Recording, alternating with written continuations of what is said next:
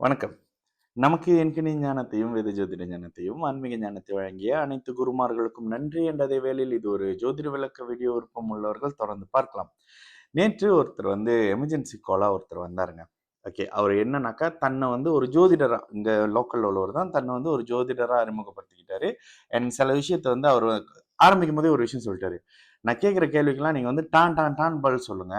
நீங்க தான் அவ்வளோ சொல்றீங்கல்ல" அப்படின்னு சொல்லிட்டு, அப்ப சில விஷயம்லாம் கேட்டாரு. அப்புறம் அது தாண்டி அந்த சாரத்தோட அடிப்படையில கேட்டாரு. "இது வேலைக்கு ஆவலங்க. நான் அத பாதி தான் கத்துக்கிட்டேன். வேலைக்கு ஆவல. வுட்டுட்டு நான் வேற வேலை பார்க்க ஆரம்பிச்சுட்டேன்" அப்படின்னோனே, எல்லா விஷயமும் பேசிட்டு, அந்த லக்னத்தையும், லக்னாதிபதியும் பத்தி பேசுறீங்களா? அத பத்தியான விளக்கத்த கேட்க தான் நான் இந்த கன்சல்டேஷனுக்கே நான் வந்தேன். ஆக்சுவலி ஏதோ ஒண்ணு சொல்றது எனக்கு புரியுது. பட் அது என்னன்னு புரிய மாட்டுது அப்படின்னு சொல்லி அவரு கேட்டிருந்தாரு. ஓகேங்களா? இந்த இடத்துல இதே கேள்வி உங்களுக்கு வந்திருக்கும். அவருக்கு உங்களோட கால்ல பேசுறவங்களுக்கு தெரியும். கிளாஸ் எடுக்கிற மாரி போய்க்கிட்டு இருக்கோம் நம்மளோட கன்சல்டேஷனு. அதுல அவருக்கு சொன்ன ஒரு விஷயம். என்ன மாதிரியான நல்லதோ, கெட்டதோ அதனை அந்த ஜாதகர் லக்ன பாவகத்தின் அடிப்படையில அனுபவிக்கிறாருங்க. ஓகேங்களா? இது எப்படிங்க சரியா வருது அப்படின்னு கேட்டீங்கன்னா, ரொம்ப சிம்பிள். லக்னம் ஒரு உதாரணத்துக்கு மேஷ லக்னம்னு வச்சுக்கோங்களேன். மேஷ லக்னம்ன்றது ஒரு அதிகாரத்தை செலுத்தக்கூடிய ஒரு லக்னம். வீரமான லக்னம், தைரியமான லக்னம். ஓகேங்களா? அந்த லக்னத்துல குரு போய் அமரும் பொழுது அவர்கிட்ட வீரமும் இருக்கும், விவேகமும் இருக்கும், நிதானமும் இருக்கும். லக்னாதிபதி அந்த செவ்வாயும் சுபநிலையில வந்திருக்கிற அமைப்புகள்ல. ஓகே, ஒரு எக்ஸாம்பிள் சொல்லணும்னா, ஒருத்தர் மேஷ லக்னமா இருக்கிறாருன்னு வச்சுக்கோங்களேன். மேஷ லக்னமாகி அவர் உச்சமாக கூடாது. மீறி அவர் உச்சமாயிட்டாருன்னா என்ன நடக்கணும்? இவரோட குரு சுக்கிர தொடர்புல வந்துடணும். ஓகே. மேஷ லக்னமாகி லக்னாதிபதி உச்சம். மேஷ லக்னத்துக்கு லக்னாதிபதி மகரத்துல உச்சம்னு குழந்தைய கேட்டா கூட சொல்லிடும். ஓகேங்களா? ஜோதிடத்தை தெரிஞ்சவங்க கிட்ட நீங்க அந்த மாதிரி கேட்டீங்கன்னா, குழந்தையா இருந்தா கூட அவங்க சொல்லிடுவாங்க. மகரத்துல செவ்வாய் உச்சம், மேஷ லக்னம்ன்றதுனால கூடவே திக்பலம்ன்ற எக்ஸ்ட்ரா ஒரு பலத்தையும் அடைவாரு. அது தப்பு. ஓகேங்களா? அதனால இந்த தப்பை சரி பண்றதுக்கு என்ன பண்ணணும்? சுபர்களோட அந்த செவ்வாய் இணையணும். அதாவது கொடூரமான ஒரு கோபக்காரன், ஒரு வெட்டுக்குத்துல இருக்கிறவன் மகர வீட்டுல இருக்கக்கூடிய செவ்வாய்ங்க. அந்த மகர வீட்டுல இருக்கக்கூடிய செவ்வாய ஒரு உச்ச குரு பாக்குறாரு.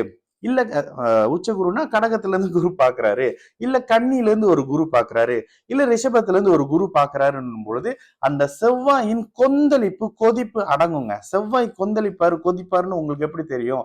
சோலார் சிஸ்டம்ல பாருங்க, தாங்கிட்ட இருந்த அவ்வளவு கடல் அமைப்புகளையும் இழந்து சூடான ரெட் கலரான ஒரு பிளானட்டா யார் இருக்கிறாரு பாருங்க, அது செவ்வாயா இருப்பாரு. அதனாலதான் அவருக்கு செவ்வாய் அப்படின்னாக்கா என்னது? சிவப்புல இருந்து வந்தது, அந்த மாதிரியான சில விஷயங்கள். அப்போ அந்த செவ்வாயோட கொதிப்பை குருவோட பார்வையை அடக்கிரும். ஓகேங்களா? கூட ஒரு சுக்கிரன் சேர்றாரு. அந்த லக்னாதிபதியின் வலு மேலோங்குது.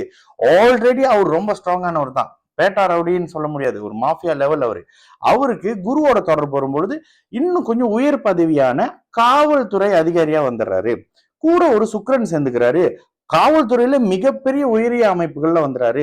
ஒரு எக்ஸாம்பிளுக்காக வீடு கொடுத்த சனியும் உச்சமாயிடுறாருன்னு வச்சுக்கோங்க. சனி எங்க உச்சமாவாரு? 7ஆம் இடத்துல. டபுள் ஸ்தான பலம் அவருக்கும் வரும். எப்படி வரும்? அவரு துலாத்துல உச்சமாகி திக்பலமாகி லக்னத்தை தொடர்பு கொள்றது தப்பு. ஆனா அந்த இடத்துல சனியும் சாந்தமாகணும். ஓகேங்களா? ஓகே. வெறும் செவ்வாய் மட்டும் உச்சமாக இருந்து இருக்கும் பொழுது ஒருத்தர் உயர் அதிகாரியா இருப்பாருங்க. ஓகேங்களா? வீடு கொடுத்தவன் உச்சனாக இருக்கும் பொழுது உயர் தன்மை. அவர் தான் பிரைம் மினிஸ்டரா இருப்பாரு. அவர் தான் எல்லாத்துலயும் பெஸ்டா இருப்பாரு. ஆனால் வீடு கொடுத்த சனி ஓகே, அவர் இந்த அமைப்புகள்ல இருக்காரு. லக்ன சுபத்துவம் வந்துடணும்.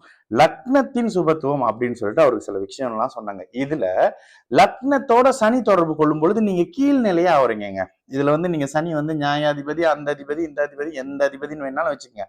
பலன் எடுக்கும் போது சனி கெடுதல் தான் கொடுத்துட்டு இருப்பாரு. சுபத்தன்மை இல்லாத நிலையிலையும் அவயோக இதுக்கும் லக்னங்களுக்கும், அதாவது சனி நல்லதை இயல்பா பண்ணுவாருன்னா முதல்ல ரிஷப துலாம் லக்னத்துக்கும் மிதுன கன்னி லக்னத்துக்கும் லாஸ்டாக இவருக்கும் யாருக்கு? மகரத்துக்கும் கும்பத்துக்கும் பண்ணுவாரு. இந்த அமைப்புகள் வந்துடும். இல்லங்க, சனியே எனக்கு நல்லது பண்றாருன்னா அவர் சுப அமைப்புல இருப்பாரு. இப்போ அந்த லக்னத்தை தொடர்பு கொண்ட பாப கிரகம் ஒரு கெடுதலான ஒரு பார்வை உங்களோட குவாலிட்டியை குறைக்கக்கூடிய தன்மையில சனி வரும் பொழுது உங்களோட தன்மை குறையுங்க.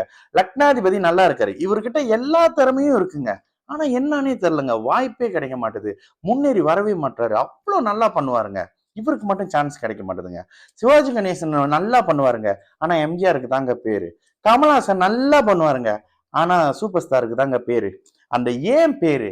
லக்ன சுபத்துவம், கூடவே யோக தசை. இந்த அமைப்புகள்ல நீங்க முயற்சி எவ்வளவு வேணாலும் பண்ணுங்க. பிரபஞ்சத்துக்கிட்ட எவ்வளவு வேணாலும் கேளுங்க. உங்க ஜாதகத்துல என்ன இருக்கோ அதுதான் இந்த பிரபஞ்சம் கொடுக்கும்னு சொல்லிட்டு இதை விட இன்னும் கொஞ்சம் டீப்பான சில விஷயம்லாம் சொன்னேன். சில டேர்ம்லாம் வந்து ஜோதிட அமைப்புகள் அவர்கிட்ட சொன்னா அவர் புரிஞ்சுக்கிட்டாரு. அப்புறம் அது உண்மையிலே அவர் விஷ் பண்ணாரு. ரொம்ப இம்ப்ரெஸ்ஸா இருக்குது. நீங்க அதுலயும் அந்த லைவோட வந்து தனியா கொடுக்குறீங்களா, அது பார்த்தனாலதான் இந்த ஜாதகம் வரணும்னே தோணுச்சு அப்படின்னு சொன்னாரு. எனக்கு இதெல்லாம் எல்லாரும் கத்துக்கணும்ன்றனால தாங்க. சொல்றது எதனோட அடிப்படையில சொல்றேன், விதியோட சேர்த்து தானே சொல்றேன். ஒண்ணு மறுக்க முடியுமா உங்களால அப்படின்னு கேட்டேன். சிரிச்சுட்டு பேசாம இருந்தாரு. அதுக்கப்புறம் நானுமே இந்த பூஜை தோஷம் கழிக்கிறதெல்லாம் சஜஸ்ட் பண்ணிக்கிட்டு இருந்தேன். இப்ப எனக்கு வந்து அது ஒரு தயக்கமா போயிருது உங்க வீடியோ பார்த்தோனேன்னு சொன்னாரு. எனக்கு ரொம்ப சந்தோஷங்க. இதை ஒழிச்சு கட்டுறதுக்கு தான் நான் வீடியோவே பண்றேன் அப்படின்னு சொன்னேன். இப்படிதான் சொன்னேன். ஓகேங்களா? ஏன்னா நிறைய பேர் பணத்தை சின்ன சின்ன அளவுல இல்லைங்க, கொஞ்சம் பெரிய அளவுல இழந்துகிட்டு இருக்கிறீங்க. ஜோதிடம்ன்ற போர்வைக்குள்ள இருந்துகிட்டு. ஜோசியத்துக்கு அதெல்லாம் வேணாம். ஒரு நல்ல விஷயம் என்னன்னா, குடும்ப தலைவிகள் அம்மா இந்த கிரகம் இங்க இருக்குங்க, இந்த கிரகம் அங்க இருக்குங்க, இருக்கக்கூடாதுங்கன்னு சொல்லிலாம் கேட்கறது ரொம்ப ரொம்ப ரொம்ப நல்லா இருக்கு. ஏன்னா உங்களுக்கு தெரிஞ்சிட்டா நீங்க போய் ஜோசியர்கிட்ட கேளுங்க. இந்த பிளானட் எங்க இருக்கு, என்ன பண்ணுதோம், இந்த பிளானட் எங்க இருக்கு, விதியும் விதிவிலக்கையும் சேர்த்தே கேளுங்க. நேத்து ஒரு மேஷ லக்னக்கார பொண்ணு எல்லாமே நல்லா தானமா இருக்கு, கும்பராசி சதய நட்சத்திரம் எல்லாம் நல்லா தானமா இருக்கு, ஏன் ஜாதகம் பார்க்க வந்தீங்கன்னு கேட்டேன். இப்படிதான் கேட்டேன். அவங்க சிரிச்சுட்டு இல்ல வீட்டுல 2 பேர் பார்த்தாங்க, உங்களை ரெக்கமெண்ட் பண்ணாங்க, அதனால பார்த்தேன் அப்படின்னு. நல்லா தாங்க இருப்பீங்க. விருச்சக லக்னத்துக்கு மேஷ லக்னத்துக்கு புதன் நல்லது பண்ண மாட்டாருனாலும் உங்களுக்கு நல்லதுதான் பண்ணி ஆகணும், அவருக்கு வேற வழி இல்ல, நல்லதை கண்டிப்பா பண்ணுவாரு, புதன் தசை கெடுக்காது அப்படின்னு ரொம்ப ஜாலியா சிரிச்சுட்டு வச்சாங்க. 30 32 வயசுன்னு நினைக்கிறேன். இந்த அளவுக்கு உங்க மேல நம்பிக்கை மரியாதை வர்றதுக்கு உண்மையான ஜோசியத்தை சொல்லிட்டீங்க. போதுங்க, நீங்க தாங்க ஹீரோ. கூப்பிட்டு வச்சு அழகு பார்ப்பாங்க. சரிங்களா? நல்லது நடக்கும். எல்லோரும் நல்லா இருப்போம். வணக்கம்.